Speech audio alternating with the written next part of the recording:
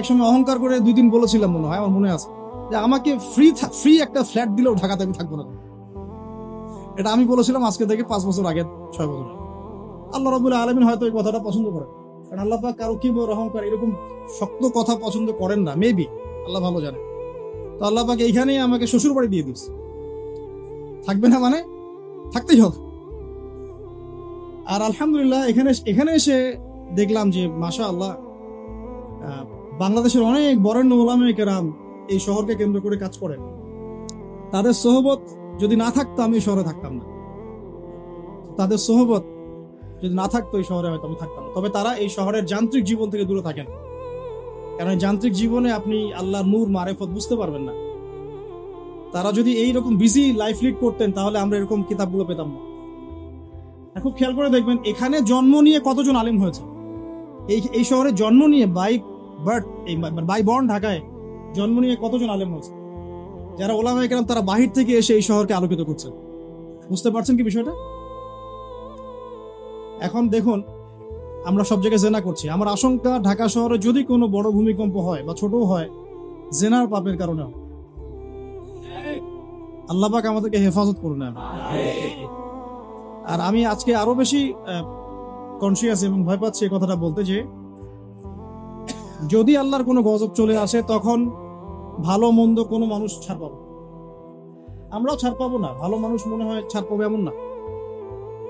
কারণ আজকে সকালে আমি একটা কিতাব পড়ছিলাম, আল্লামা হুসাইন আহমদ মাদারী রাহিমাহুল্লাহ, আপনার নাম শুনেছেন নিশ্চয়ই, ওলামায়ে দেওবন্দের একজন নক্ষত্র। তার একটা কিতাব আছে শেষ খলিফার পদধ্বনি, পড়েছেন?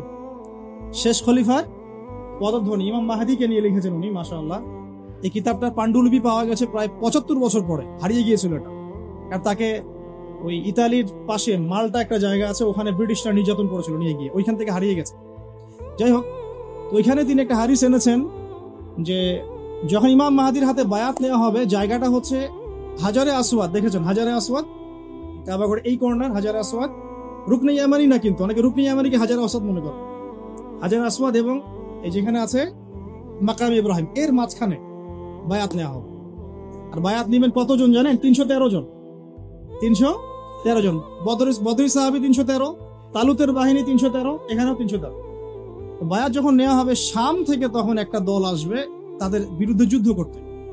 নবী সাল্লাল্লাহু আলাইহি ওয়াসাল্লাম বলেছেন শামের ওই বাহিনীকে মক্কা মদিনার মাঝখানে বাইদা নামে একটা জায়গা আছে, এখানে ধসিয়ে দেওয়া। আয়েশা রাদিয়াল্লাহু আনহা বলছেন তখন তো অনেক সাধারণ মানুষও থাকবে, নবীজি বলেন সবাইকে ধসিয়ে। এখান থেকে একটা দলিল আনা হয়েছে, ওখানে আল্লাহর গজব চলে আসলে ভালো মন্দ সবার উপরেই আসবে, এরপর কিয়ামতের দিন নিয়ত অনুযায়ী মানুষকে উঠানো। আল্লাহ পাক আমাদেরকে আল্লাহ পাকের গজব থেকে হেফাজত করুন, আমাদেরকে ইসলাহ এবং সংশোধন দান করুন, আমাদের নেক হায়াতে আল্লাহ বরকত দান করুন। আল্লাহ পাকের গজব আসে এমন কাজে লিপ্ত হওয়া থেকে আল্লাহ পাক হেফাজত। নবুয়তের আগের ক্যারেক্টার আমরা অর্জন করতে পারিনি, এই পয়েন্টটা ছিলাম। জেনা প্রচুর হচ্ছে, স্পেশালি ইয়াং জেনারেশনের। আল্লাহ পাক আমাদেরকে জেনা থেকে বাঁচিয়ে রাখুন। আর মেয়েদের কথা তো বলার অপেক্ষা নাই, কি অবস্থা, কি অবস্থা, আমাদের শহরের মেয়েদের কি অবস্থা, আমাদের মা বোন স্ত্রীদের কি অবস্থা। আমরা আল্লাহর কাছে কি জবাব দিব? আমরা কেউই চোখের পাপ থেকে মুক্ত নই, আর যারা অনলাইনে বিচরণ করি তারা তো মোটেই না। আমরা আল্লাহর কাছে আসলে কি জবাব দিব? ও মার্কেটেই আছি তো বসে, আমরা তো মার্কেটেই বসে আছি, সুবহানাল্লাহ। মার্কেট মানে এখন মহিলা, মার্কেট এখন ছেলের চেয়ে মহিলা বেশি। মানে আমরা কামাই রোজগার করে বাসায় গিয়ে টাকা ধরিয়ে দিয়ে যাও। আল্লাহ পাক আমাকে ইসলাহ দান করুন, আপনাদের সবাইকে ইসলাহ দান। প্রথম কথা, নবী সাল্লাল্লাহু আলাইহি ওয়াসাল্লামের নবুয়তের পূর্বের জীবনের যে আখলাক, সে আখলাকটা অর্জন করতে হবে। এটা হচ্ছে নববী নেতৃত্বের প্রথম শর্ত। পারা যাবে ইনশাআল্লাহ? তাহলে আমরা এখন বেসিক কিছু কাজ করব। দেখুন, মুসলমানের দোকানে আমরা যেতে মাঝে মাঝে ভয় পাই, ঠকায় দেয় কিনা। একজন হিন্দু ভাইয়ের দোকানে গিয়ে আপনি দুধ কিনতে কমফোর্ট ফিল করেন, ও দুধে পানি মেশায় না। হ্যাঁ, অনেক সময় এমন হয়, সব সময় না হলে অনেক সময় এমন হয়। তাহলে আমরা যদি আমাদের আখলাক ঠিক না করতে পারি, তাহলে এই বড় বড় কথাগুলো আসলে কোনো কাজে দিবে না। আল্লাহ পাক আমাদের সবাইকে ভেতর থেকে সৎ হওয়ার তৌফিক দান। এতিমের দেখাশোনা করা যাবে ইনশাআল্লাহ। বিধবাদের দেখাশোনা, অনেকে ফ্যান্টাসিতে ভোগের 4টা বিয়ে করবেন, তো একজন বিধবাকে বিয়ে করে দেখান, তাই না? আমাদের তো মাশাআল্লাহ অনেক ফ্যান্টাসি অনেকের মধ্যে, চারটা করবো 4টা বিয়ে। তো একজন বিধবাকে করে দেখান, একজন তালাক প্রাপ্তাকে করে দেখান, একজন এতিমকে করে দেখান, তারপরে বোঝা যাবে যে ইসলাম কতটুকু বুঝেছে। আচ্ছা, মিসকিনদের পাশে থাকা, অসহায়ের পাশে থাকা, মাজলুমের পাশে থাকা, মুসাফিরদের খেদমত, এই কাজগুলো আমরা করতে পারবো ইনশাআল্লাহ। আল্লাহ পাক এরকম সোশ্যাল ওয়ার্ক গুলো করার তৌফিক আমরা সবাইকে দান করুন। 2 নাম্বার দেখুন, নবী সাল্লাল্লাহু আলাইহি ওয়াসাল্লাম নবী হয়েছেন, এবার তিনি উম্মাহকে নেতৃত্ব দিবেন, কারণ আল্লাহ পাক তাকে একটা ভিশন দিয়েছেন। ভিশনটাকে ফিক্স করতে হবে। ভিশন মানে কি? লক্ষ্যটা কি? লক্ষ্যটা এক বাক্যে হচ্ছে আমি, আপনি, আমরা সবাই, নবী সাল্লাল্লাহু আলাইহি ওয়াসাল্লামের ক্ষেত্রে পুরো উম্মাহ, আমরা যেন দুনিয়াতেও সফল হই, পরকালেও জান্নাতে যাই। বাস, সিম্পল। এর চেয়ে বড় কোনো ভিশন আছে? আমাদের ভিশন 2টা। এক, কোরআন সুন্নাহ, রাসূলের সিরাত, তাজকিয়া, এগুলোকে নিয়ে যেন আমরা দুনিয়াতে সফল হই, পরকালে জান্নাতে যাই। বাস, এতটুকুই। আর দুনিয়াতে সাফল্য মানদণ্ড, মানে সাফল্য ব্যর্থতার মানদণ্ডটাই পরকালের জান্নাতে যাওয়া না যাওয়ার মানদণ্ড নয়। দুনিয়াতে কেউ যদি কিছু ব্যর্থ হয়, দারিদ্রতায় থাকে, অভাবে থাকে, ইত্যাদি ইত্যাদি, তাহলে এর মানে এই না যে সে জান্নাতে যেতে পারে। কিন্তু আল্লাহ পাক আমাদেরকে পাঠিয়েছেন, এই শরিয়া দিয়েছেন, নবী সাল্লাল্লাহু আলাইহি ওয়াসাল্লামকে পাঠিয়েছেন, কোরআন সুন্নাহ দিয়েছেন, দুটো। একটা হচ্ছে আমরা যেন দুনিয়াতেও দাপটের সাথে চলতে পারি, বিজয়ী হতে পারি, বিজয়ী উম্মাহ হতে পারি, এবং পরকালে যেন আমরা জান্নাতে যেতে পারি। That's all. এটা আমাদের ভিশন। তো এই ভিশনটা নবী সাল্লাল্লাহু আলাইহি ওয়াসাল্লামের ছিল কি ছিল না? এখন এটাকে বাস্তবায়ন করার জন্য আল্লাহ নবী সাল্লাল্লাহু আলাইহি ওয়াসাল্লাম নিজে হিমসেলফ, তিনি নেতৃত্ব দিয়েছেন কিনা? প্রথমে দেখিয়েছি আপনাকে আগের ক্যারেক্টার। ওই আগের ক্যারেক্টারগুলো কি পরে নাই হয়ে গেছে? ওই ক্যারেক্টারগুলো আরো বেশি দীপ্তমান হয়েছে। কোনটা আরো বেশি দীপ্তমান হয়েছে? এখন ওহী আসার পরে নবী সাল্লাল্লাহু আলাইহি ওয়াসাল্লাম প্রথম যেটাতে ফোকাস করলেন সেটা হলো ইলম অর্জন করা এবং অন্যকে ইলম শেখানো। আর আল্লাহ নবী সাল্লাল্লাহু আলাইহি ওয়াসাল্লাম আল্লাহর কাছ থেকে ইলম শিখছেন। এটা ইলম না কোরআন? এটা ইলম নয় কি? এটা আল্লাহর পক্ষ থেকে দেয়া ইলম, ওহী, এবং এর সাথে হিকমা দেয়া হয়েছে, মানে সুন্নাহ। তো কোরআন এবং সুন্নাহ আল্লাহ পাক তাকে শিখাচ্ছেন, এবং নবী সাল্লাল্লাহু আলাইহি ওয়াসাল্লাম এটা তার উম্মাহকে শেখাচ্ছেন।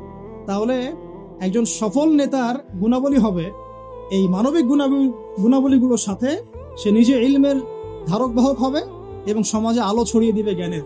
এটাই হচ্ছে একজন নেতার আদর্শ নেতার গুণাবলী। এটা খুবই খুবই গুরুত্বপূর্ণ একটা চারিত্রিক বৈশিষ্ট্য একজন সফল নেতা, যে নিজে ইলমের ধারক বাহক হবে এবং জনগণের মধ্যে জ্ঞান ছড়িয়ে দিবে। আর এই জ্ঞানের ডেফিনেশনটা কি হবে তাহলে? শুধু কি বস্তুবাদী জ্ঞান, নাকি জ্ঞানের কোনো ডেফিনেশন আছে, সংজ্ঞা আছে? সংজ্ঞাটাও আমরা কোরআন থেকে নেই। সংজ্ঞাটা আল্লাহ কোরআনে দিয়েছেন সূরা কাহফের মধ্যে, ওয়াকুলিল হাক্কু মির রাব্বিকুম ফামান শাআ ফালইউমিন ওয়া মান শাআ ফালইয়াকফুর। এই হক বা সত্যটা তোমার রবের পক্ষ থেকে আসে। আর সূরা বাকারা আছে, ওয়াকুলিল হাক্কু মির রাব্বিকুম ফালা তাকুনান্না মিনাল মুমতারিন। হক আল্লাহর পক্ষ থেকে আসে, তুমি সন্দেহবাদীদের অন্তর্ভুক্ত হও না। মানে হক, এই জ্ঞান, এই কোরআন যেটাই আপনি বলেন, এটা আল্লাহর পক্ষ থেকে আসে। তার মানে যেটা আল্লাহ পর্যন্ত আমাদেরকে পৌঁছায় সেটাই জ্ঞান। তাহলে জ্ঞান কোনটা? যেটা আমাকে আল্লাহ চিনাবে, আল্লাহ পর্যন্ত পৌঁছাবে। ইকরা বিসমি রাব্বিকাল্লাযী খালাক, এর মানে কি? পড়ুন আপনার রবের নামে যিনি আপনাকে সৃষ্টি করেছেন। মানে যে জ্ঞান আপনাকে আপনার স্রষ্টা পর্যন্ত পৌঁছায়, এটাই জ্ঞান। আর যেটা আমাদেরকে ওখান থেকে দূরে সরায় দেয়, সেটা কি জ্ঞান? এখন মূল জ্ঞান তাহলে কি? কোরআন এবং সুন্নাহ। এটা আল্লাহ পাকের ওহীটাই মূল জ্ঞান।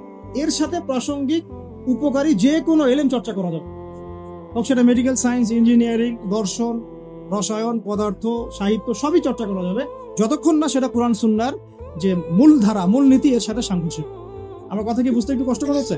হ্যাঁ, যতক্ষণ পর্যন্ত কোরআন এবং সুন্নাহর মূল ধারার সাথে, মূল নীতির সাথে এই জ্ঞানগুলো কন্ট্রাডিক্টরি না হবে, ততক্ষণ পর্যন্ত এটা চর্চা করা যাবে। এটা এখন আমরা নেশন ওয়াইজ দেখেন যে আমরা কি আসলে কোরআন এবং সুন্নাহর জ্ঞানটা প্রমোট করছি, না অন্য বস্তুবাদী জ্ঞানটা প্রমোট করছি? আর নবী সাল্লাল্লাহু আলাইহি ওয়াসাল্লাম কি করেছেন? তিনি কি বস্তুবাদী জ্ঞানটাকে প্রমোট করেছেন বেশি, নাকি কোরআন সুন্নাহর জ্ঞানটাকে বেশি প্রমোট? আর একজন সফল নেতা, সফল নেতৃত্বের প্রথম কাজ নিজে জ্ঞানের ধারক বাহক হওয়া এবং জনসাধারণ অনুসারীদের মধ্যে জ্ঞানের বিপ্লব ছড়িয়ে দেওয়া। ঠিক আছে ভাই, 2টা পয়েন্ট পেলাম আমি।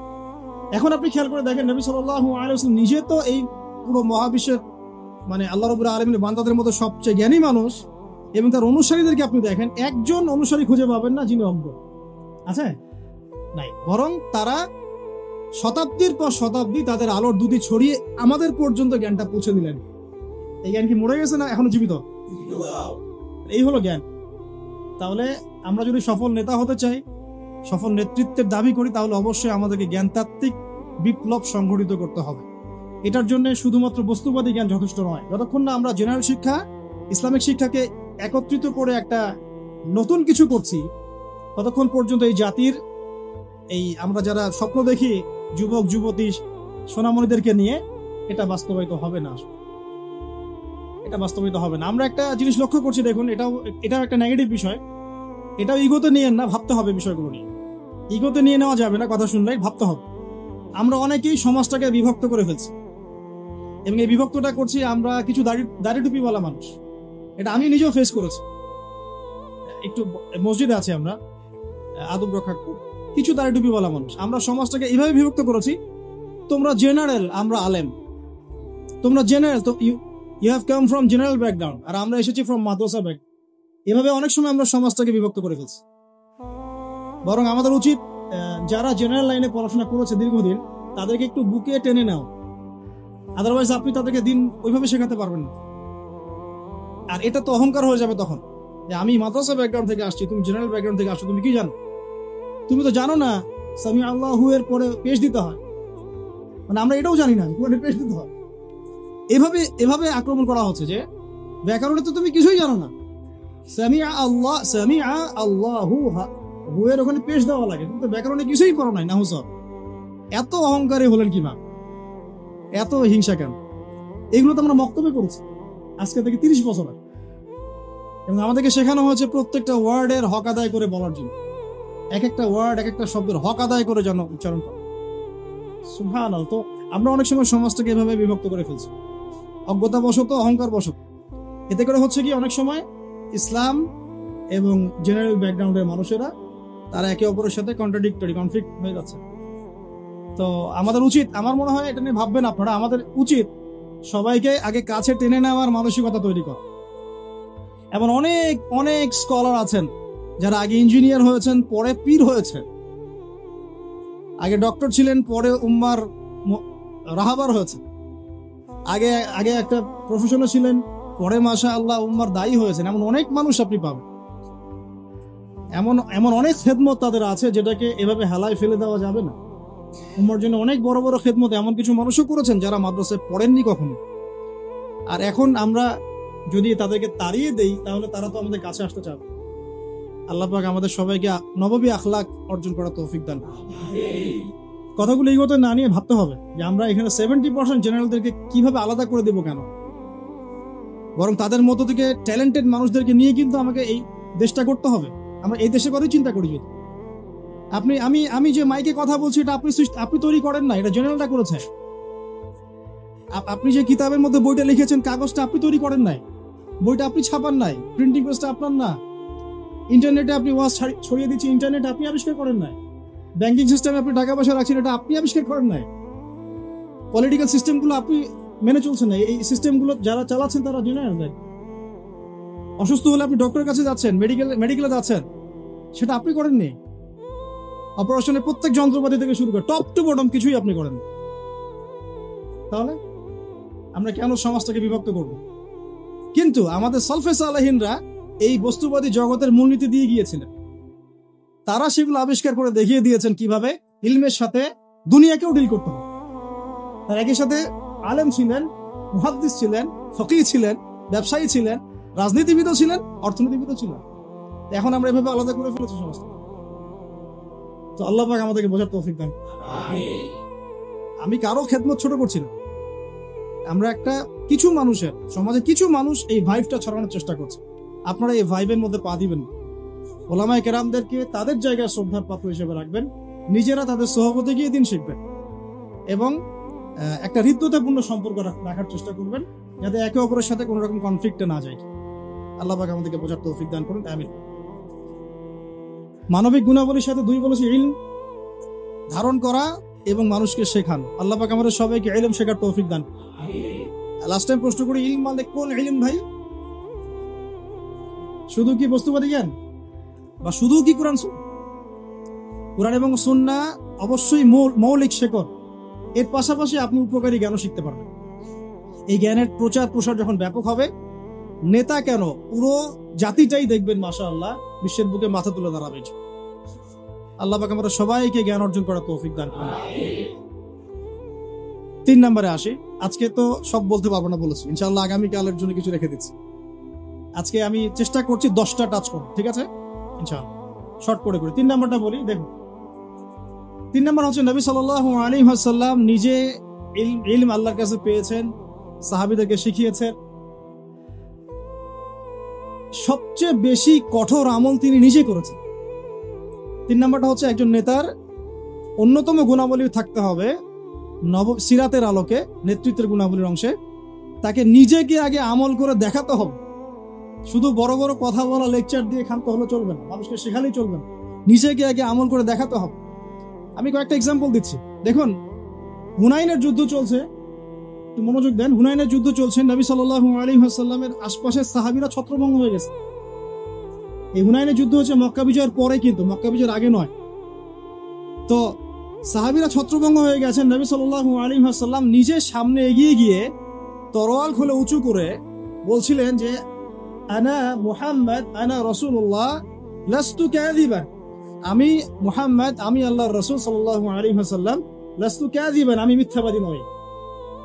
তিনি যুদ্ধের ডাক দিয়ে পিছনে পড়ে থাকেননি, তিনি নিজে সামনে গিয়ে তরোয়াল উঁচু করে সাহাবীদেরকে ইন্সপায়ার করছেন যে আমি আল্লাহর রাসূল, আমি মুহাম্মদ, আমি মিথ্যাবাদী নই, হালুম্মা ইলাইয়া, আমার দিকে তোমরা আসো, ছুটে আসো। তখন সাহাবীরা ছুটে আসে। লিডিং ফ্রম দ্য ফ্রন্ট যেটা বলি আমরা, সামন থেকে নেতৃত্ব দেওয়া। এই শব্দটা শুনেছেন ক্রিকেট খেলার মধ্যে, তাই না?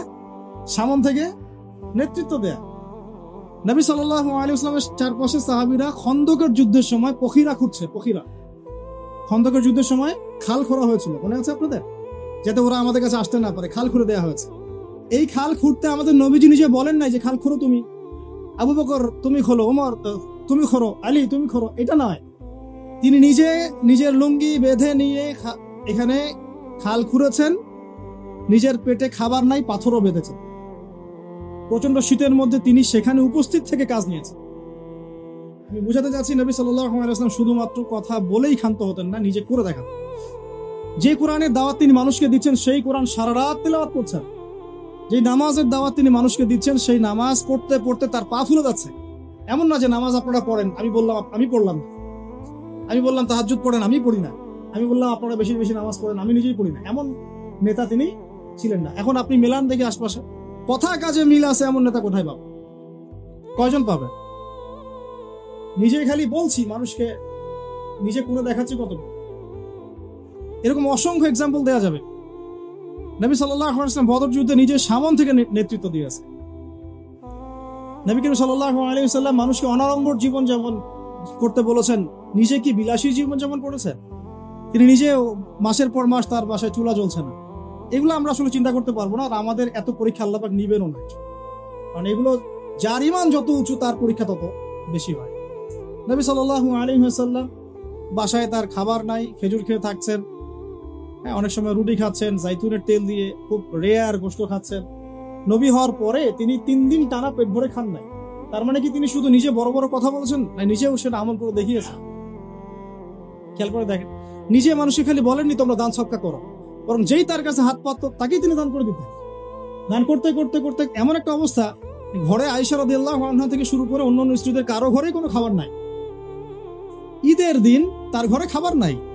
আয়েশা রাদিয়াল্লাহু আনহা বলছেন যে ইয়া রাসূলুল্লাহ কিছু দিয়ে যান, আমরা ঈদের রান্না বান্না করব। নবীজি কিছু দিতে পারলেন না। সুবহানাল্লাহ সাল্লাল্লাহু আলাইহি ওয়াসাল্লাম তিনি চলে গেলেন ঈদের নামাজ পড়াতে। ঈদের নামাজ পড়িয়ে বাসায় এসে দেখলেন রান্না বান্না হচ্ছে, মাশাআল্লাহ সবার ঘরে রান্না হচ্ছে। তো তিনি জিজ্ঞাসা করলেন খাবার করতে গেল।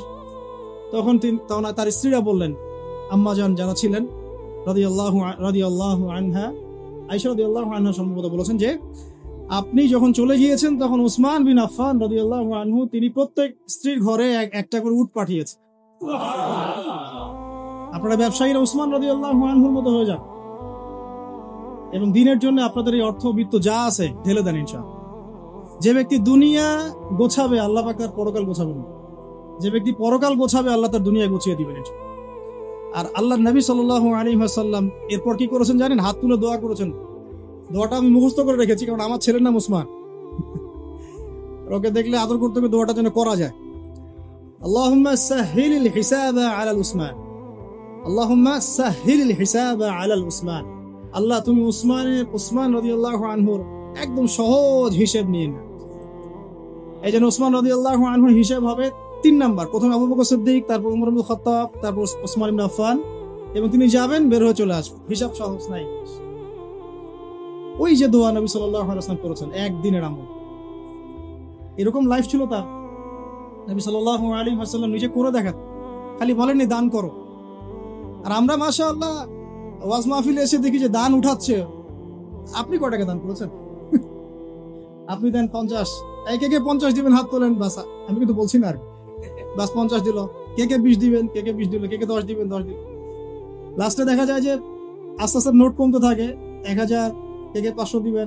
শেষে বলে ভাই খুচরাগুলোও দেই, ভাই খুচরাগুলোও দেই, খুচরাগুলোও দেই, ভাই খুচরাগুলোও দেই। এই হচ্ছে অবস্থা। তো ওই হুজুর কয় টাকা দিয়েছে নিজের দান কি বুঝাতে যাচ্ছি? আল্লাহ নবী সাল্লাল্লাহু আলাইহি ওয়াসাল্লাম কথার মানুষ ছিলেন না, নিজে কাজ করে দেখিয়েছেন। আমরা নামাজ পড়তাম 5 ওয়াক্ত, পড়ি 5 ওয়াক্ত। আল্লাহ নবী সাল্লাল্লাহু আলাইহি ওয়াসাল্লাম নামাজ পড়তেন 8 ওয়াক্ত। বলুন কিভাবে?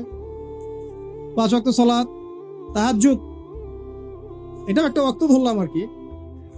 ইশরাক, চাশত, ইশরাক এবং চাশত, সালাতুদ দুহা, দেখ কয়টা হচ্ছে? 8টা হচ্ছে। এছাড়াও যখনই ওযু করতেন নামাজ পড়তেন, যখন সময় পেতেন নামাজ পড়তেন। তিলাওয়াত তিনি শুধু নিজেই করতেন এমন নয়, মানুষের তেলাওয়াত শুনতেন। আপনারা ওই হাদিস জানেন, তিরমিজিতে আছে, আব্দুল্লাহ ইবনে আব্বাস রাদিয়াল্লাহু আনহু তেলাওয়াত শুনতে শুনতে তার চোখ দিয়ে পানি হচ্ছে। তো বললে অনেক কথা বলা যাবে, মোট কথা হচ্ছে এমন একটা আমল নাই যেটা তিনি শুধু বলেছেন নিজে করেন। একদম তাসবিহ তাহলিল থেকে শুরু করে, জিকির আজকার থেকে শুরু করে জিহাদ দিন কায়েম পর্যন্ত শুধু বলেন নাই, করে দেখিয়েছে। একটা আমলও তিনি শুধু বলেন নাই, করে দেখি। তার মানে আদর্শ নেতৃত্ব হতে হলে আমাদেরকে কথা শুধু বললেই হবে না, কাজ করে দেখাতে হবে।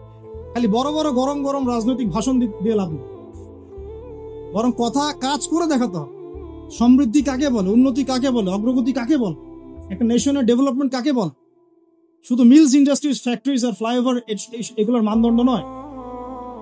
আপনি যদি ভুটানকে দেখেন, সেখানে এগুলো পাবেন না, আপনি ইন্ডাস্ট্রিয়াল রেভলিউশন পাবেন না, বাট তারা সুখী, হ্যাপি। তারা হ্যাপি, তারা কেউ না খেয়ে মরেন, হ্যাপি। আমরা অনেক বড় বড় কথা বলি, অনেক কিছু বলি, আমি ওগুলো নিয়ে কনফ্লিক্টেও যেতে চাই না, তর্ক করতে যাচ্ছেন, কিন্তু আপনারাও জানেন ভালো করে কথা কাজে মিল নাই। এবং সত্যি কথা এটাই যে আমরা যা বলছি তা আসলে করছি, আমরা খেয়ানত করছি। আল্লাহর কাছে জবাব দিতে হবে, আল্লাহর কাছে জবাব দিতেই হবে। যেই হোক না কেন উপরে, যেই আসুক না কেন, তাকেই আল্লাহ পাক জিজ্ঞাসা করবেন। পুরো নেশনের হিসেব তাকে দিতে হবে। এটা খুব ডিফিকাল্ট। আবু যর রাদিয়াল্লাহু আনহুকে নবীজি বলতেন, তুমি জীবনেও নেতৃত্ব চেয়ে নিও না, তোমাকে জোর করেও যদি দেওয়া হয়, তোমাকে এটা ছুরিবিহীন জবাই করে দেওয়া হচ্ছে, তোমাকে ছুরিবিহীন জবাই করে দেওয়া হচ্ছে। আমরা কত কত সমস্যা দেখবেন। এডুকেশন নিয়ে আপনাকে আল্লাহ পাক জিজ্ঞাসা করবেন, জাতিকে কি শিখিয়েছ? হ্যাঁ, ইসলামের খেদমত নিয়ে জিজ্ঞাসা করবেন, অর্থনীতি নিয়ে জিজ্ঞাসা করবেন, তোমার জাতিকে সুদমুক্ত করতে পেরেছিলে কিনা। আপনাকে আল্লাহ পাক জিজ্ঞাসা করবেন প্রশাসনিক বিষয়গুলো নিয়ে, সততার সাথে প্রশাসন চালিয়েছ কিনা, না দুর্নীতি করেছ, কখনো ঘুষ খেয়েছিল কিনা, কখনো কি কলমের খোঁচায় কোনো মাজলুমকে শাস্তি দিয়েছ কিনা, কেউ জুলুম করে নাই তাকে শাস্তি দিয়েছ কিনা। এক একটা হিসাব না দিয়ে কেউ পার পাবে না। বিশ্বাস করেন, আমি যে এই যে উসমান রাদিয়াল্লাহু আনহু হিসাবের কথাটা বললাম না, তার আগেও 2টা লাইন আছে হাদিসে। আবু বকর রাদিয়াল্লাহু আনহুকে আল্লাহ নবীজি বলবেন, তুমি সামনে যাও। কারণ আল্লাহ নবী সাল্লাল্লাহু আলাইহি ওয়াসাল্লাম সিজদায় পড়ে থাকবেন, আল্লাহ পাক তাকে যে তাসবিহ শিক্ষা দিবেন ওই সময় তিনি সেটা পড়বেন। ওটা আগেও কাউকে শিক্ষা দেন নাই, পরে কাউকে শিক্ষা দেন। এরপর আল্লাহ পাক বলবেন যে তুমি মাথা ওঠাও, সাল তুতি, তুমি চাও তোমাকে দেয়া হবে। নবীজি তখন চাইবেন ওই দোয়াটা যেটা তিনি দুনিয়াতে করেন নাই, আল্লাহ আমার উম্মত, আল্লাহ আমার উম্মত। হিসাব শুরু করো। হিসাব শুরু হওয়াটাই একটা চ্যালেঞ্জ, হিসাব শুরু না হওয়াটাই কিয়ামতের দিন আমাদের জন্য প্যানিক অবস্থা। হিসাব শুরু হওয়াটাই একটা বড় চ্যালেঞ্জ। ওইখানে কেউ হিসাব শুরু করাতে পারবে না। আদম আলাইহিস সালাম পারবেন না, নূহ আলাইহিস সালাম পারবেন না, ঈসা ইবনে মারইয়াম, মুসা আলাইহিস কেউ পারবেন। পরে আমাদের নবী সাল্লাল্লাহু আলাইহি ওয়াসাল্লাম এভাবে আল্লাহকে রিকোয়েস্ট করবেন, আল্লাহ হিসাবটা অন্তত শুরু করুন। তোমার বান্দারা আজকে কষ্টে জর্জরিত। আবু বকর রাদিয়াল্লাহু আনহুকে আল্লাহ নবী বলবেন সামনে যাও। তিনি যেতে যেতে কান্নাকাটি শুরু করলেন, হাউমাউ করে কান্নাকাটি শুরু করে দিন, ইয়া রাসূলুল্লাহ, আমি তো অনেক পর ইসলাম কবুল করেছি, সেই কত বছর বয়সে, আমি কিভাবে আগে হিসাব করব? আল্লাহ রাব্বুল আলামিন তাকে রহমতের পর্দা দিয়ে ঢেকে নেবেন এবং বলা হচ্ছে যে আমাদের মুমিনদের উপরে আমভাবে নূর এবং রহমত দেওয়া হবে, কিন্তু আবু বকর সিদ্দিক রাদিয়াল্লাহু আনহুকে খাস ভাবে নূর আর রহমত দেওয়া হয়েছে, কারণ আল্লাহ নবী সাল্লাল্লাহু আলাইহি ওয়াসাল্লামকে খাস সাহায্য করেছেন আবু বকরকে। তারপর ওমর রাদিয়াল্লাহু আনহুর পালা আসবে, ওমর ইবনে খাত্তাব একইভাবে কান্নাকাটি করবে এবং আল্লাহ রাব্বুল আলামিন তার নেকিগুলো দেখাবেন। নবী সাল্লাল্লাহু আলাইহি ওয়াসাল্লাম বলেছেন যে কেউ যদি আসমানের সমস্ত তারাকে একত্রিত করে, ওর মিসাল আর ওমর ইবনে খাত্তাবের নেকির মিসাল হবে। এরপরে উসমান রাদিয়াল্লাহু আনহুর কথা তো বললামই, তারপর আলী ইবনে আবি তালেব, তার ব্যাপারে এসেছে সবচেয়ে তড়িৎ হিসাব তারা, সবচেয়ে ফাস্ট। আলী রাদিয়াল্লাহু আনহু একটা দোয়া করতেন, এই দোয়াটা আমরাও করি। তিনি দোয়া করতেন যে আল্লাহ, আমি চাই না যে আমাকে শিশু বয়সেই, কিশোরে বা যৌবনকালেই কোনো একটা অঘটন হলো বা দিনের জন্য কোনো একভাবে আমার ইন্তেকাল হয়, এটা আমি পছন্দ করি না, এটা আলী রাদিয়াল্লাহু আনহু বলতেন। বরং আমি চাই দিনের জন্য আমি খেদমতের পর খেদমত করতে থাকি এবং কষ্টের পর কষ্ট সহ্য করতে থাকি এবং শেষে গিয়ে শাহাদত লাভ করি। ঠিক আল্লাহ রাব্বুল আলামিন তাকে ওইভাবেই মৃত্যু দিয়েছে। যে আল্লাহ পাক সম্পর্কে মানুষ যে ধারণা রাখবো, আল্লাহ পাক তাকে সেটাই দিবেন। আমরা দোয়া করি আল্লাহ পাক আমাদের সবাইকে যেন তার ইবাদত করতে করতে দাড়ি সাদা করার তৌফিক দান এবং আল্লাহর রাস্তায় শাহাদত দান। তো এখন আসুন, সম্ভাবনা আছে তো? সম্ভাবনা আছে। আমরা ওয়ার্ল্ড অ্যাফেয়ার্স ঘাটাঘাটি করছি, সমকালীন বিশ্ব সম্পর্কে খোঁজ খবর রাখছি। পরিস্থিতি কখন কোন দিকে কিভাবে মোড় নেবে কেউ জানেন। আজকে যা হয়েছে তা কি মানুষ জানতো, ভাবতে পেরেছিল এটা হতে পারে? বাই দা ওয়ে, এখন আপনি অনেককেই অনলাইনে পাবেন না, যাদেরকে অনেক লাভঝাপ করতে দেখেছেন, এরা এখন সব ঘুমটা দিয়ে গর্তে ডুবে যাবে। নাই, কোনো কথা নাই, চুপ। 3 নম্বর পয়েন্টটা খুব ইম্পর্টেন্ট এবং এটা খুব বড় আলোচনা ছিল, কিন্তু আমি সময় সংক্ষিপ্ততার কারণে শর্ট করলাম। আপনারা বুঝে নেন যে আল্লাহ নবী সাল্লাল্লাহু আলাইহি ওয়াসাল্লাম শুধুমাত্র এমন নবী ছিলেন না যিনি শুধু কথা বলে খানতে হতো, দাওয়াত দিয়ে খানতে হতো, বরং নিজে সবকিছুর উপর সর্বাগ্রে আমল করে দেন।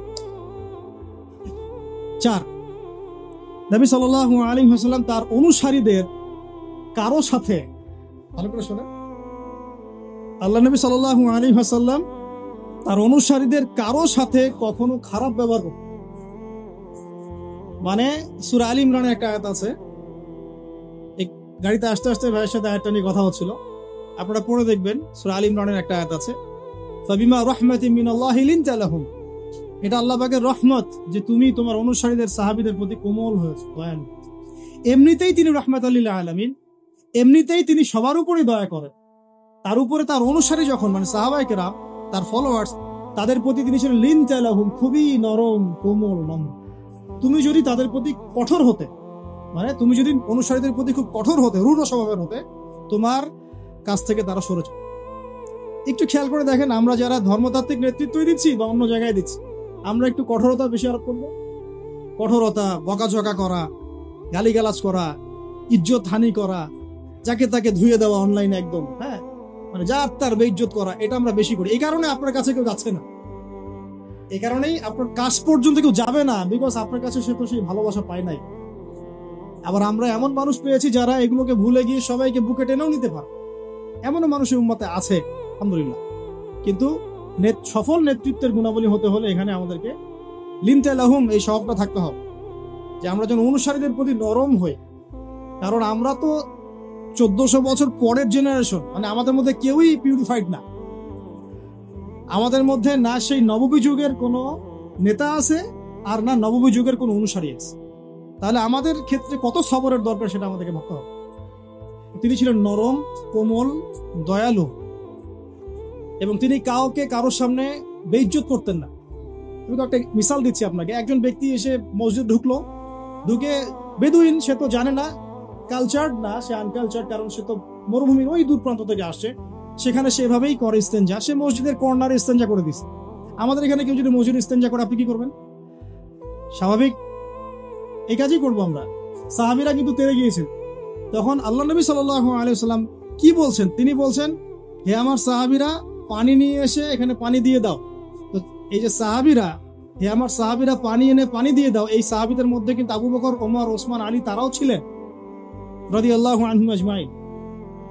একজন সাহাবীর এক পাল্লায় রাখা হলে আর এখনকার বিশ্বের সমস্ত মানুষকে আরেক পাল্লায় রাখা হলে আমরা কিন্তু মিলাতে পারবো। সেই সাহাবী থেকে নবীজি বললেন পানি এনে পানি দিয়ে।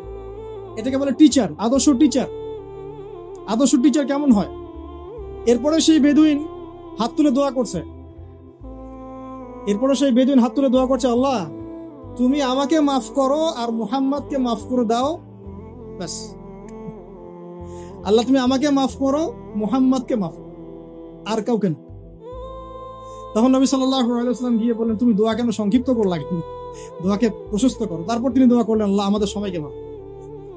মানে তার খারাপ লেগেছে, আমাকে এভাবে তেরে আসলো কেন। আর একদিন তিনি নামাজ পড়ছেন, পিছনে একজন সাহাবী নবী সাল্লাল্লাহু আলাইহি ওয়াসাল্লাম তিলাওয়াত করছেন, উনিও জোরে জোরে তিলাওয়াত করছেন। মানে আমরা পড়ি না আলহামদুলিল্লাহি রাব্বিল আলামিন, উনিও জোরে জোরে পড়া শুরু করেছেন। তো অনেকেই এটা দেখে খুব মানে বিব্রত, নামাজ শেষে তাকে ধরা হলে করতেছে না। তাহলে নবী সাল্লাল্লাহু আলাইহি ওয়াসাল্লাম গিয়ে শান্তভাবে বোঝালেন, দেখো নামাজটা হচ্ছে তাসবিহ, তাহলিল, তিলাওয়াত, রুকু, সিজদার সমন্বয়। এখানে আমরা জোরে জোরে কথা বলি না বা জোরে জোরে তিলাওয়াত।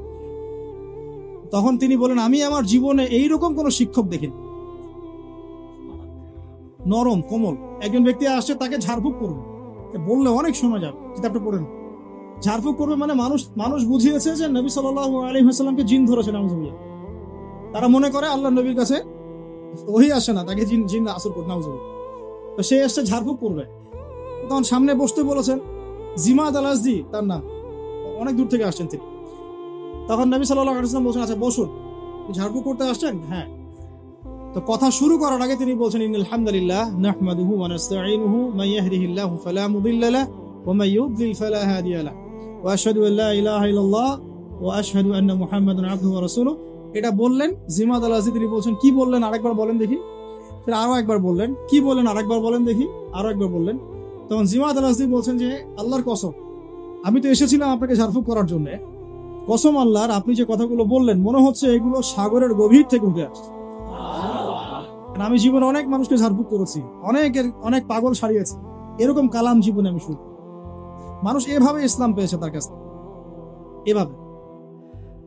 সুবহানাল্লাহ। মানে এগুলো বলে আসলে ব্যাখ্যাও আমি করতে পারছি না। খালিদ বিন ওয়ালিদ রাদিয়াল্লাহু আনহু নাম শুনেছেন? ইসলামের এগেইনস্টে তিনি যুদ্ধ করেছেন, উহুদের যুদ্ধ, ইসলামের এগেইনস্ট। এবং ওমরা, যে হুদায়বিয়ার পরের যে ওমরা, তার আগ পর্যন্ত তিনি কিন্তু ইসলাম কবুল করেন নাই।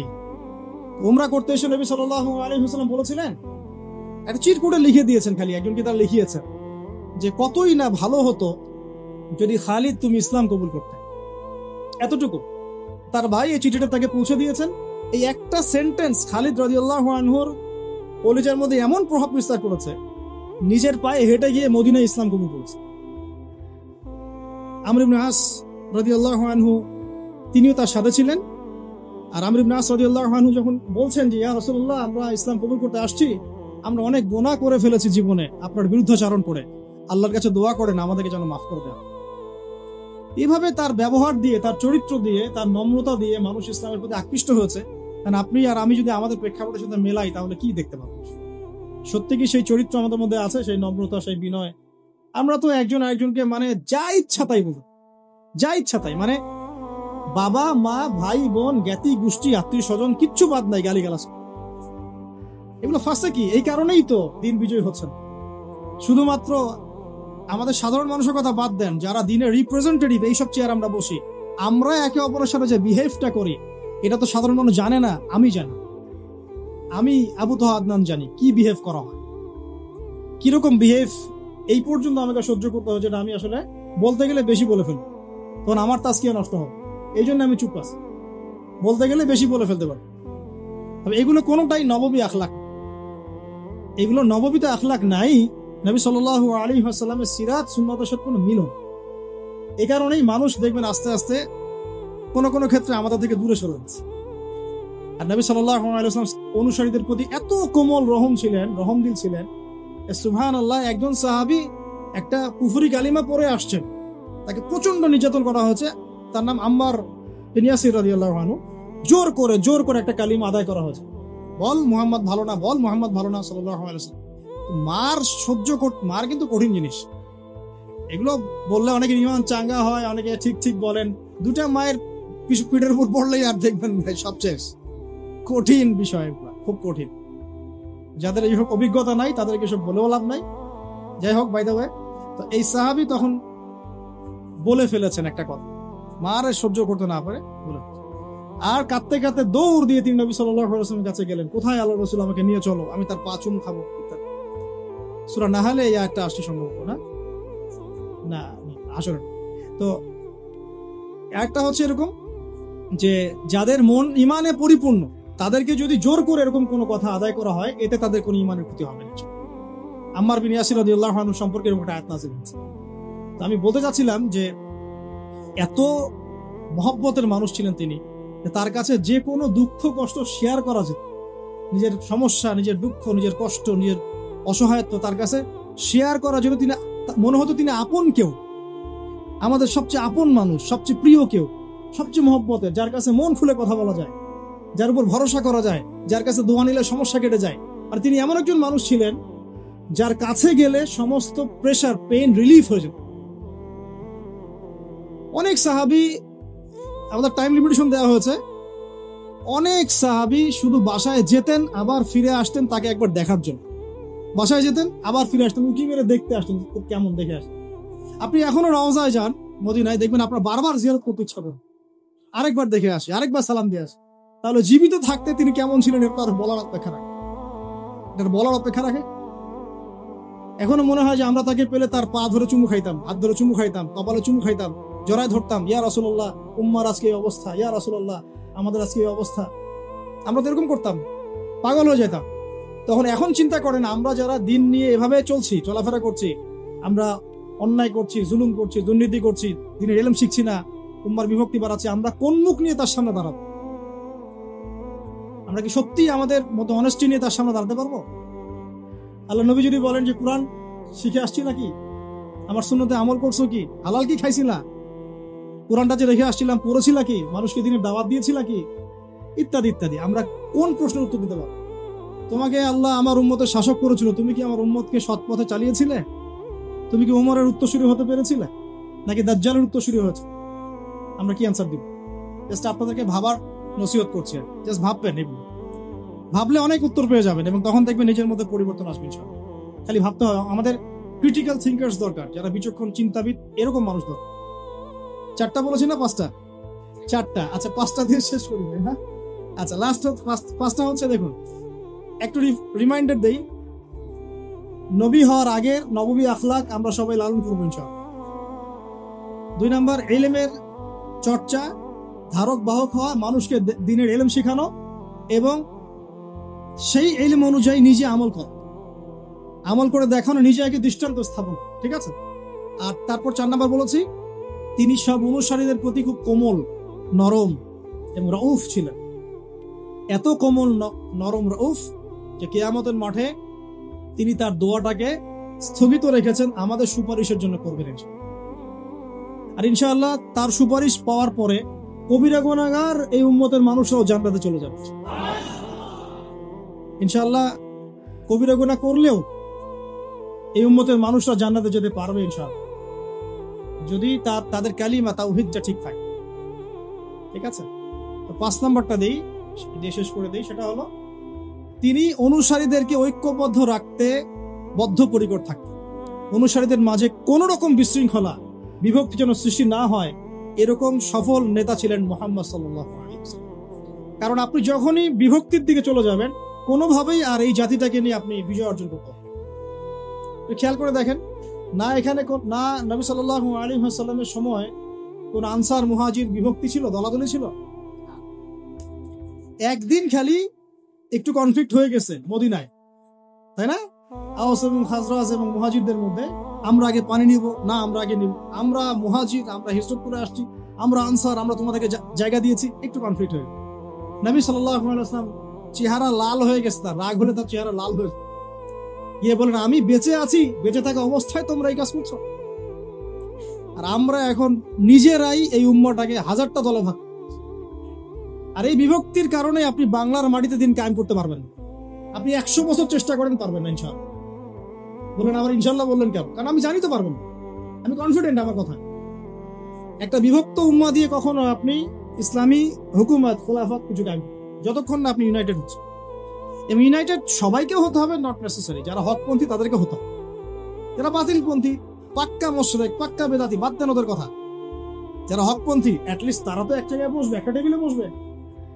এই টেবিলে বসাতেই পারবেন না আপনি। এই টেবিলে বসাতে গেলে দেখবেন কত প্রতিবন্ধকতা।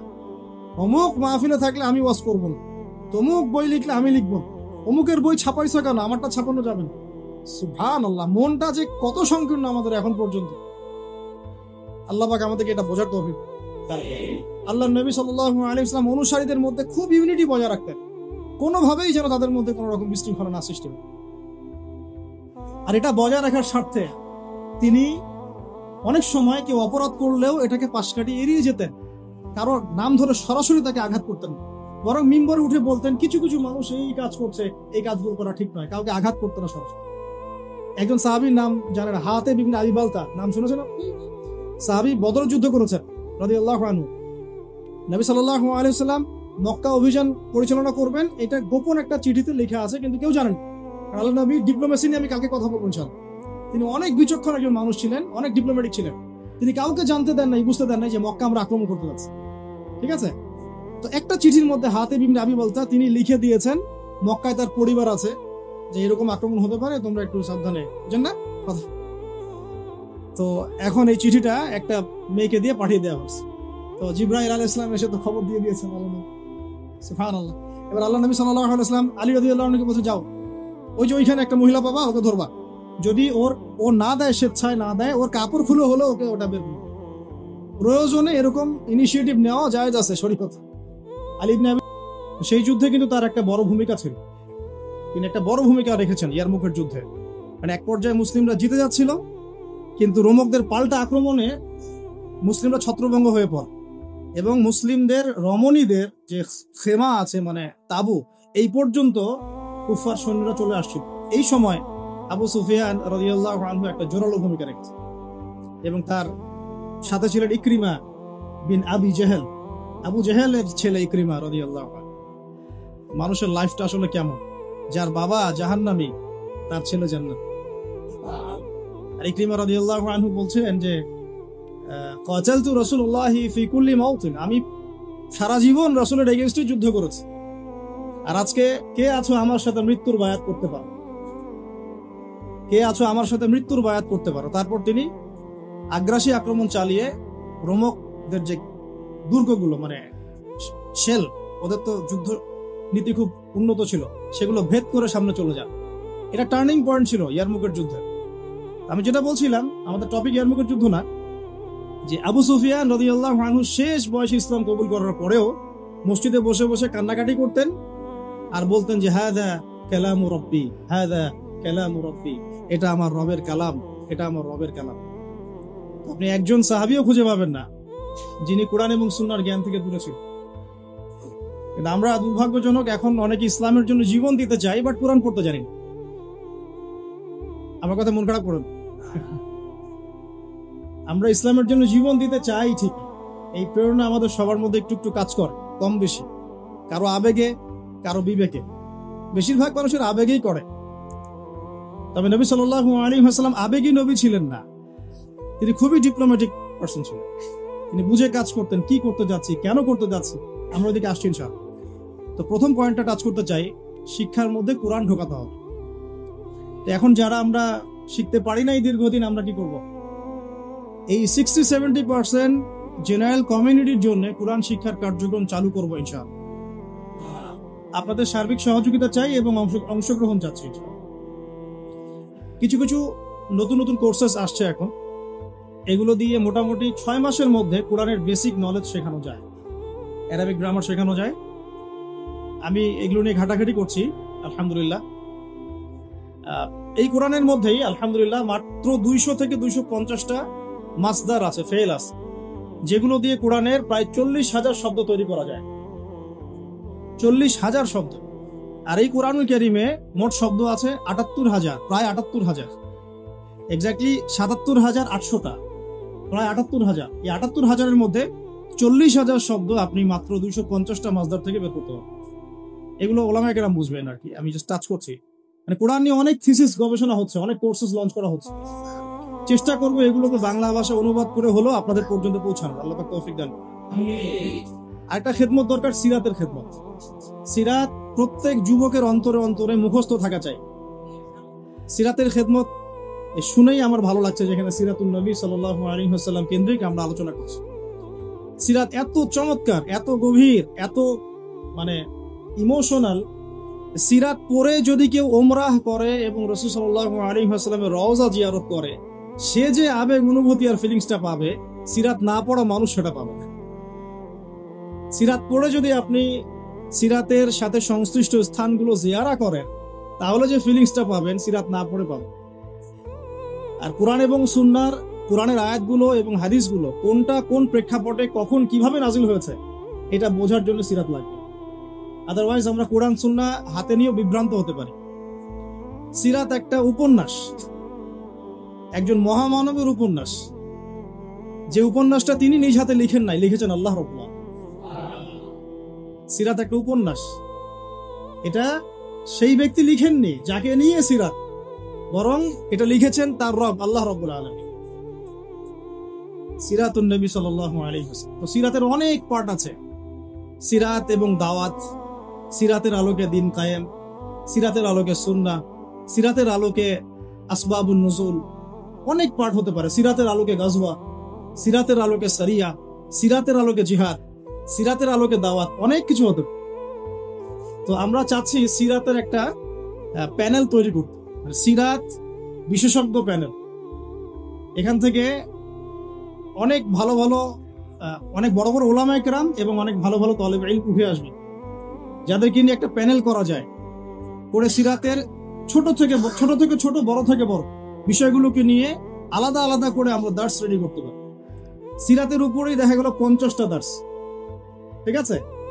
তো আমার নিয়ত আছে, আপনারা দোয়া করবেন আল্লাহ পাক যেন তৌফিক দান করেন। এবং সিরাত নিয়ে কাজ করতে ইচ্ছুক এমন যুবক ভাই বা যারা তালেব ইলম আছেন বা যারা এখনো পড়াশোনা করছেন বা উলামায়ে কেরাম যদি এগিয়ে আসেন, পরামর্শ দেন, আমি খুব উপকৃত হব ইনশাআল্লাহ। আল্লাহ পাক তৌফিক দান করুন। একটা কোরআন, একটা সিরাত, আর একটা দরকার হলো তাজকিয়া। একটা কি, আমি সুন্নাহ না বলে তাজকিয়া শব্দটা বলেছি এই কারণে, অনেকে আমরা সুন্নাহর উপর আমল করি বাট তাজকিয়া নাই। অনেকে সুন্নাহর উপর আমল করি, দাড়ি রেখেছি, টুপি পরছি, পাগড়ি পরছি, আমরা এমন কোন সুন্নাহ নাই, আমলে বাদ দিচ্ছি এমন কোন সুন্নাহ নাই। 2 রাকাত তাহিয়াতুল মসজিদ পড়ছি, তাহিয়াতুল ওযু পড়ছি, বাট তাজকিয়া নাই। তাজকিয়া কি? আত্মশুদ্ধি। তাজকিয়া মানে কি?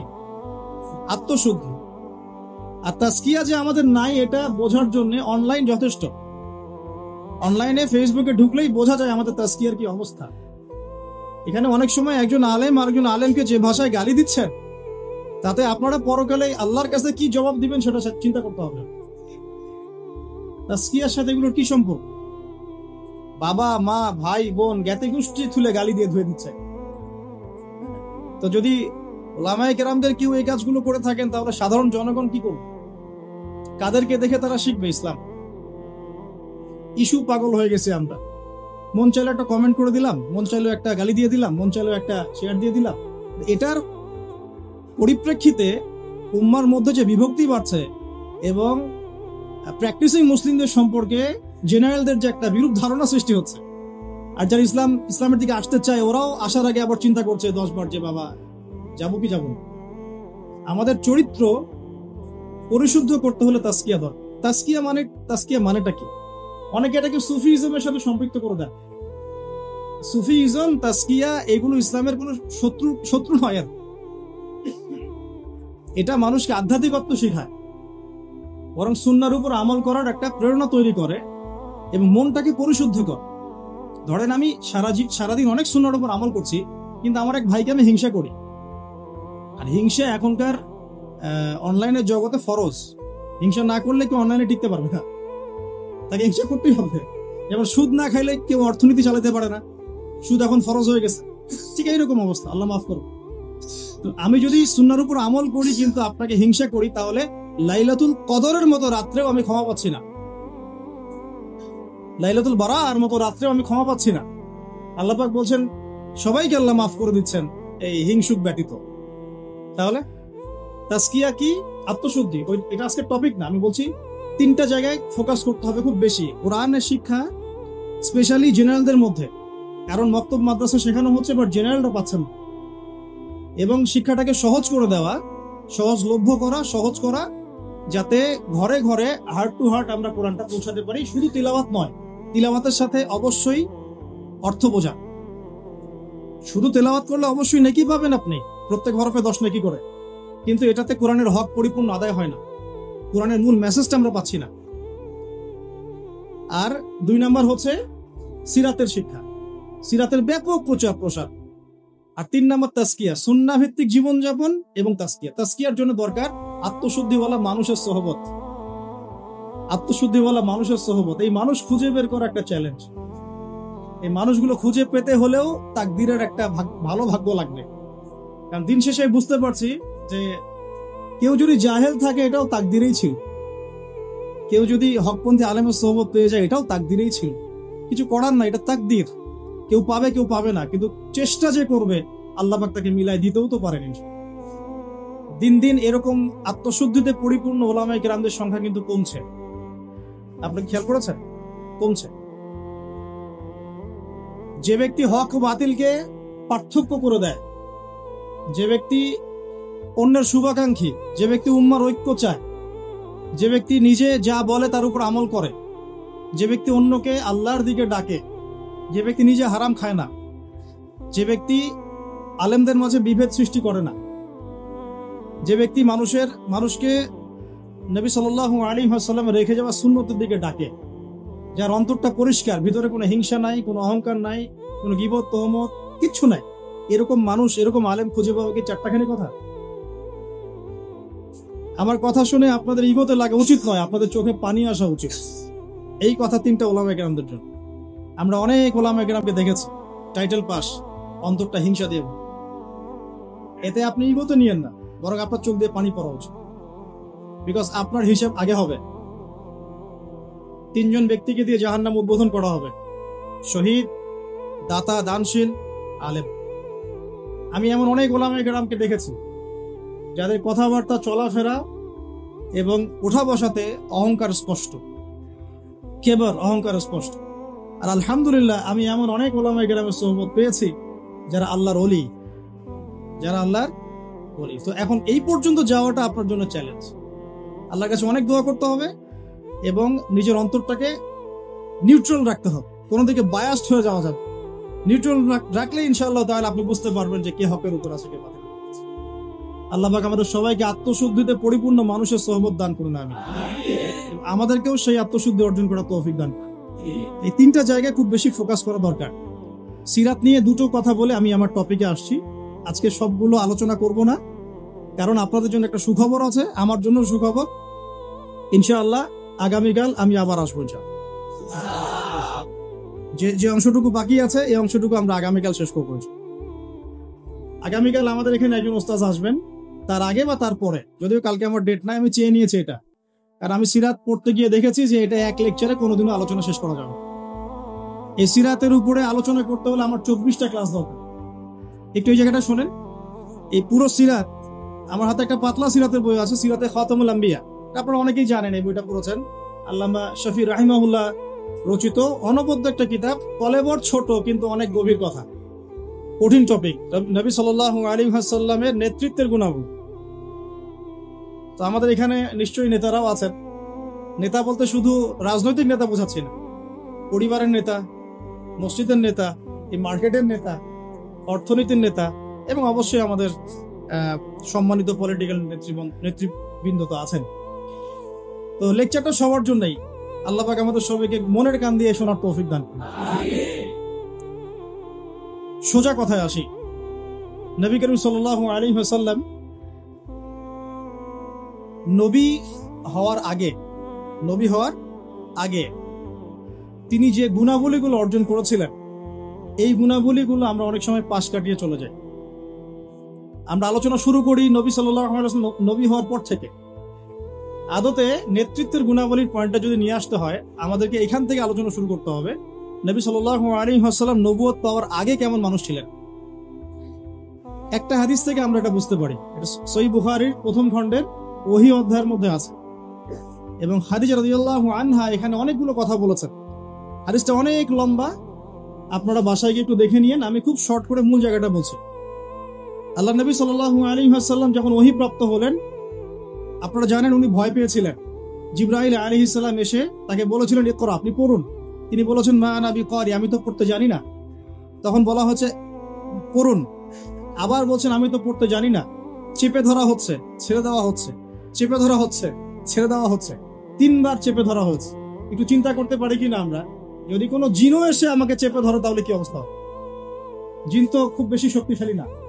আউযু বিল্লাহি মিনাশ শাইতানির রাজিম পড়লেই চলে যাবে, অথবা আউযু বিকালিমাতিল্লাহি তাম্মাতি মিন শাররি মা খালাক পড়লে চলে যাবে, অথবা বিসমিল্লাহিল্লাযী লা ইয়াদুররু মা ইসমিহি শাইউন ফিল আরদ ওয়ালা ফিস সামা ওয়া হুয়াস সামিউল আলিম পড়লে ইনশাআল্লাহ চলে যাবে। আরো অনেক দোয়া আছে, জানতে হলে স্পেশাল সাক্ষাৎ দরকার, ভিজিটেশন। ঠিক আছে? এখন ফেরেশতা চেপে ধরলেন, তাহলে তো ব্যাপারটা অনেক কঠিন, অনেক বার্ডেন তার মাথায় তখন ছিল, বুকের মধ্যে ভার। এই অবস্থায় তিনি যখন বাসায় এসেছেন, খাদিজা রাদিয়াল্লাহু আনহাকে তিনি একটা কথা বলেছেন, খাশিতু ওয়াকাদ খাশিতু আলা নাফসি, আমি আমার নিজের নফসের উপরে ভয় পাচ্ছি। আপনারা পড়ে দেখেন, সহিহ বুখারীতে আছে প্রথম খণ্ডে ওহী অধ্যায়। এই জায়গায় খাদিজা রাদিয়াল্লাহু আনহা 4টা থেকে 5টা বাক্য বলেছেন তার সম্পর্কে। 1, আপনি এতিমের দেখাশোনা করেন। 1, আপনি বিধবাদের খোঁজ খবর নেন। আপনি মুসাফিরদের খাবার দেন। হ্যাঁ, আপনি অসহায়ের পাশে দাঁড়ান। আল্লাহ রাব্বুল আলামিন আপনাকে ধ্বংস করবেন না ইনশাআল্লাহ। তিনি কিন্তু নবী এই মাত্র হলেন, আর এই কথাগুলো নবুয়তের আগের চারিত্রিক বৈশিষ্ট্য ব্যাখ্যা করছে, তাই তো? নবী সাল্লাল্লাহু আলাইহি ওয়াসাল্লাম বিয়ে করেছেন কত বছরে? 25। আর খাদিজা রাদিয়াল্লাহু আনহার বয়স তখন 40। আর এই ঘটনা হচ্ছে 53 বছর বয়সে। খাদিজা রাদিয়াল্লাহু আনহার বয়স তখন 53, নবী সাল্লাল্লাহু আলাইহি ওয়াসাল্লামের বয়স তখন 40। 53 না 63 হবে? 63 না? আচ্ছা, হোয়াটএভার। নবী সাল্লাল্লাহু আলাইহি ওয়াসাল্লামের বয়স তখন 40, বিয়ে হয়েছে 25-এ। 25 থেকে 40 কত হলো? 15 বছর। এই 15 বছরে খাদিজা রাদিয়াল্লাহু আনহা দেখেছেন নবী সাল্লাল্লাহু আলাইহি ওয়াসাল্লাম মিসকিনদের পাশে থাকেন, তিনি এতিমের দেখাশোনা করেন, ফিরদের অন্নদান করেন, মিসকিনদের পাশে থাকেন। মানে তিনি কারো প্রতি জুলুম করেন না, তিনি খুবই মানবিক একজন মানুষ, এবং তার চারিত্রিক বৈশিষ্ট্য অনন্য সুন্দর। ইনশাআল্লাহ আল্লাহ আপনার কোনো ক্ষতি করবেন না, এটা তার স্ত্রী তাকে বুস্ট আপ করলেন পিছন থেকে। এখন নবুয়তের আগের এই গুণাবলীগুলো কি আমরা অর্জন করতে পেরেছি? নবুয়তের আগের এই চারিত্রিক গুণাবলীগুলোই কি আমাদের নেতৃবৃন্দের মধ্যে আছে কিনা? নেতৃবৃন্দ বলতে আমরা সবাই বোঝাচ্ছি মনে করেন, আমাদের মধ্যে আছে কিনা? আমরা সবাই কোনো না কোনো জায়গার দায়িত্বশীল, বাড়ির বা মসজিদের বা ব্যাংকের বা অর্থনীতির বা রাজনীতির। এখন এই যে এতিমের দেখাশোনা করা, বিধবাদের পাশে থাকা, মিসকিনদের খোঁজ খবর নেওয়া, মুসাফিরদের অন্ন দেওয়া এবং দুর্বলদের সাহায্য করা, এটা আমাদের মধ্যে আছে কিনা? নবী তিনি এখনো হন নাই, কেবল হলেন। নবুয়তের আগের গুণাবলী, নবী হওয়ার আগে আমাদের নবী সাল্লাল্লাহু আলাইহি ওয়াসাল্লামের যে চারিত্রিক বৈশিষ্ট্যগুলো ছিল, আমরা হতভাগা উম্মাহ, আমরা এখনো মুসলমান হয়েও, মুসলমান ঘরে জন্ম নিয়েও, কোরআন হাতে পেয়েও, হাদিস হাতে পেয়েও সেই গুণাবলী অর্জন। অগণিত মুসলমান জিনা করে, অগণিত মুসলমান সুদ খায়, অগণিত মুসলমান ঘুষ খায়, অগণিত নেতৃবৃন্দ দুর্নীতি করেন। সবার কথাই বলছি, আমরাও দুর্নীতি করি। যেমন আমরা যে লেকচার দিতে বসেছি, আমি যদি আমার হক আদায় না করি, এটাও আমার ইলমের উপর দুর্নীতি হবে।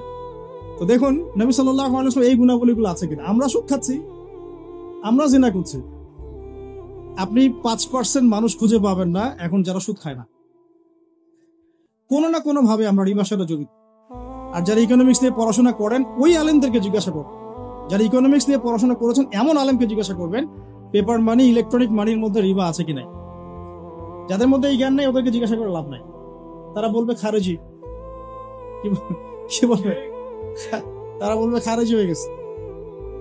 সুবহানাল্লাহ। যাই, আমরা দোয়া করি আল্লাহ পাক তাদেরকে তাসকিয়া দান। হয়তোবা বোঝে না, অথবা দুনিয়ার স্বার্থে কথা বলে। এখন আমরা জিনা করছি, উঠতে বসতে চলতে ফিরতে, বাসে, অটোতে, উবারে, এইখানে সবখানে। আমি বলেছি আমার আশঙ্কা, আমি ঢাকা শহরেরই বাসিন্দা, এখন তাকদীর আমাকে এখানেই মিলাই দিছে কিভাবে জানি। আসলে আল্লাহ রাব্বুল আলামিন মানুষের